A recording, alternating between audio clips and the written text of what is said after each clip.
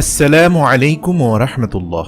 প্রিয় দর্শক, সূরা ইখলাস কোন সময় 3 বার, 5 বার অথবা 10 বার পড়লেই সাথে সাথে ফল পাওয়া যায় এবং মনের সকল আশা রব্বুল আলামিন পূরণ করে দেন, এই বিষয় নিয়ে আজকে বিস্তারিত কিছু আলোচনা করব ইনশাআল্লাহ। অত্যন্ত গুরুত্বপূর্ণ এই সূরার আমলগুলো জানতে ভিডিওটি শেষ পর্যন্ত দেখুন। প্রিয় দর্শক, সূরা ইখলাস খুবই ছোট সূরা হওয়াতে যারা পবিত্র কোরআন তেলাওয়াতও করতে পারেন না, এদের মধ্যে অনেকেই সূরা ইখলাস মুখস্থ করে নিয়েছেন। আলহামদুলিল্লাহ, আমাদের মা বোনেরাও শুনে শুনে সূরাটি মুখস্থ করে ফেলেছেন।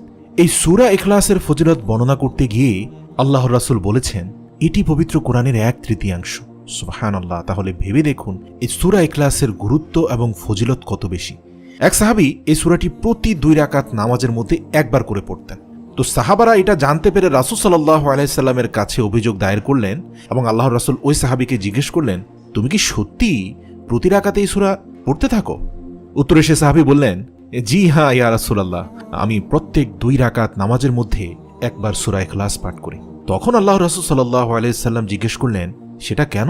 তখন সাহাবী উত্তর দিয়ে বললেন, ইয়া রাসূলুল্লাহ, আমার পড়তে অনেক ভালো লাগে, কারণ এই সূরায় আমার রব্বুল আলামিনের পরিচয় রয়েছে।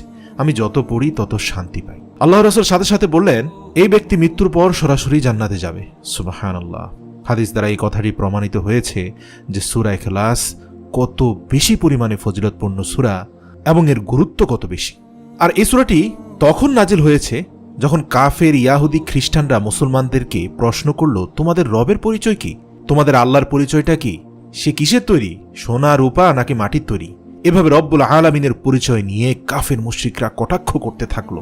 তখন তাদের এই সকল উদ্ভট প্রশ্নের জবাবে রব্বুল আলামিন সূরা ইখলাস নাজিল করলেন। প্রিয় দর্শক, আমি আবারও বলছি, এই সূরাটির মধ্যে আল্লাহ তাআলার অস্তিত্ব এবং সততার সবচেয়ে সুন্দর ব্যাখ্যা রয়েছে। হাদিস শরীফে এসেছে, জনৈক ব্যক্তি আল্লাহর রাসূল সাল্লাল্লাহু আলাইহি সাল্লামের কাছে গিয়ে বললেন, আমি সূরা ইখলাসকে ভালোবাসি।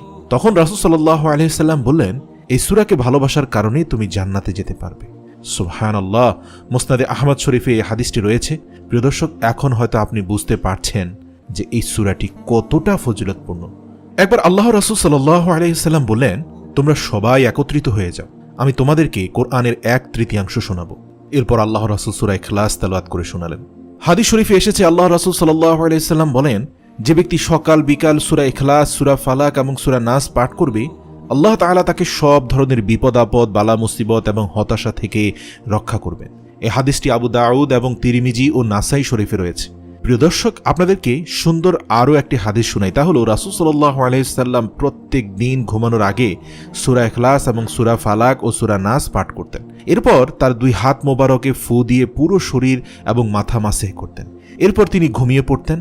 এই হাদিসটি বুখারী, আবু দাউদ এবং তিরমিজি শরীফে রয়েছে। প্রিয় দর্শক, এতক্ষণ পর্যন্ত তো সূরা ইখলাসের অনেক ফজিলত সম্পর্কে জেনেছেন। এবার চলুন জেনে নেই সূরা ইখলাস কখন এবং কতবার পাঠ করলে সঙ্গে সঙ্গে মনের আশা পূরণ হয়ে যাবে এবং সব ধরনের বিপদ আপদ থেকে বাঁচতে পারবেন।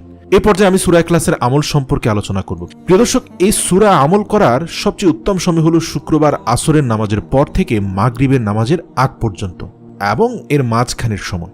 উক্ত সময়ে আপনি সূরা ইখলাস 3 বার, 5 বার অথবা 10 বার পাঠ করবেন।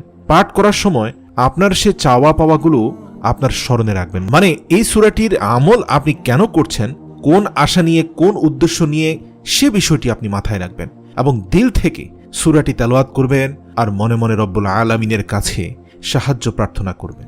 মুখে বলার প্রয়োজন নেই, আল্লাহ আপনার অন্তরের খবর জানেন। মুখে শুধু সূরা ইখলাস তেলাওয়াত করুন। হোক সেটা কোনো শত্রুর হাত থেকে রক্ষা পেতে অথবা আপনি বিপদ থেকে রক্ষা পেতে 3 বার, 5 বার, 10 বার আপনি সূরাটি পড়বেন। শুক্রবার আসরের নামাজের পর থেকে মাগরিবের নামাজের আগ পর্যন্ত এই সময়সীমাতে আমলটি করবেন। তাহলে ইনশাআল্লাহ আপনি অবশ্যই ফলাফল পাবেন।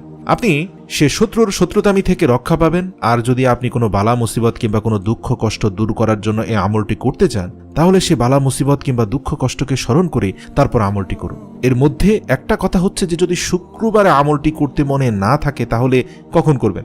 যদি কোনোভাবে শুক্রবারে মিস হয়ে যায়, শুক্রবারের কথা মনে না থাকে, তাহলে বৃহস্পতিবার আসরের পর থেকে মাগরিবের আগ পর্যন্ত এই সময়ে আমলটি করবেন। আর যদি আপনার সেদিনও মনে না থাকে, অর্থাৎ বৃহস্পতিবারও যদি আপনার মনে না থাকে, তাহলে দিনের যে কোনো সময় যখন ইচ্ছা তখন আপনি পুরো সপ্তাহের যে কোনো একটি সময়ে আমলটি করতে পারেন। কিন্তু আমলটি করার আগে 2 রাকাত নামাজ পড়ে নেবেন। এই নিয়মগুলো মেনে যদি আপনি আমলটি করতে পারেন, ইনশাআল্লাহ ইনশাআল্লাহ আপনার মনের সকল আশা আল্লাহ রাব্বুল আলামিন পূরণ করে দিবেন। আমলটি করার সময় খুব ভালোভাবে মনোযোগ দিয়ে আমলটি করবেন। আশা করছি আপনি অবশ্যই এর ভালো ফলাফল পাবেন এবং আপনার সেই ইচ্ছা আকাঙ্ক্ষা অবশ্যই আল্লাহ তাআলা পূরণ করে দিবেন।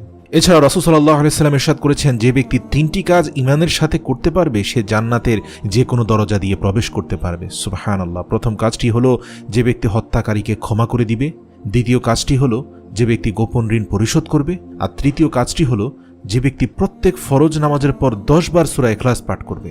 এই 3টি কাজ যে ব্যক্তি করবে সে ব্যক্তি জান্নাতের যে কোনো দরজা দিয়ে প্রবেশ করতে চাইবে সে দরজা দিয়ে প্রবেশ করতে পারবে। সুবহানাল্লাহ। সুতরাং পুরো ভিডিও জুড়ে আপনি জানতে পারলেন যে সূরা ইখলাসের কত বেশি ফজিলত রয়েছে এবং এজন্যই সূরা ইখলাসকে পবিত্র কোরআনের 1/3 বলা হয়েছে। আল্লাহ আমাদের বেশি বেশি সহিহ আমল করার তৌফিক দান করুক। আমিন।